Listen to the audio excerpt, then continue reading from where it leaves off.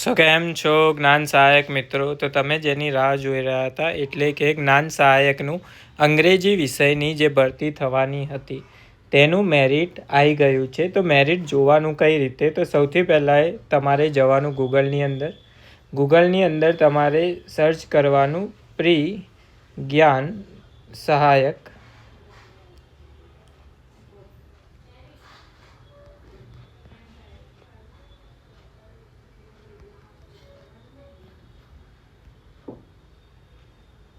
એ વસ્તુ તમે સર્ચ કરશો એટલે તમારે આ પહેલી વેબસાઇટ જે ખુલશે એની અંદર તમને કંઈક આ રીતે જોવા મળશે.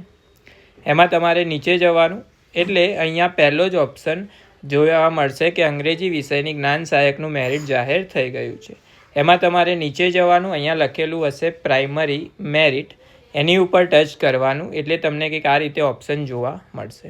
હવે ફોર્મ ભરતી વખતે તમે જે પણ જિલ્લો પસંદ કર્યો હોય, સપોઝ આપણે લઈએ અમદાવાદ, તો અમદાવાદ પસંદ કર્યો હોય તો અમદાવાદ ઉપર ક્લિક કરવાનું.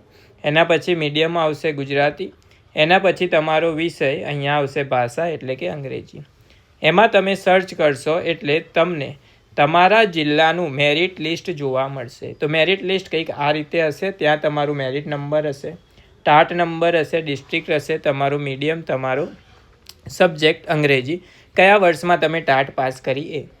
હવે આ મેરિટ તમે જોશો એમાં તમારે યાદ શું રાખવાનું? તો આમાં તમારે યાદ રાખવાનું છે મેરિટ નંબર. કેમ? કારણ કે તમારે આ જે મેરિટ નંબર હશે એના આધારે તમારે ડોક્યુમેન્ટ વેરિફિકેશન માટે જવાનું રહેશે. હવે ડોક્યુમેન્ટ વેરિફિકેશન માટે તમારે કઈ જગ્યાએ જવાનું, કયા જિલ્લા પ્રમાણે કઈ જગ્યાએ ડોક્યુમેન્ટ વેરિફિકેશન થશે, એની સંપૂર્ણ માહિતી તમને મારા પછીના વિડીયોમાં જોવા મળશે કે તમારે કયા ડોક્યુમેન્ટ લઈ જવાના, કઈ તારીખે જવાનું, કેટલા વાગે જવાનું, એની સંપૂર્ણ માહિતી તમને આપવામાં આવશે. તો ખાસ કરીને તમારે તમારા જિલ્લાનું આ રીતે મેરિટ જોઈ લેવાનું, તમારો મેરિટ નંબર જોઈ લેવાનો, એના આધારે તમારી ભરતી કરવામાં આવશે. આ વખતે અંગ્રેજી વિષયમાં લગભગ 9,000 જેટલી જગ્યાઓ ખાલી છે. તો બધાનો નંબર હું એવી આશા રાખું કે લાગી જ જશે.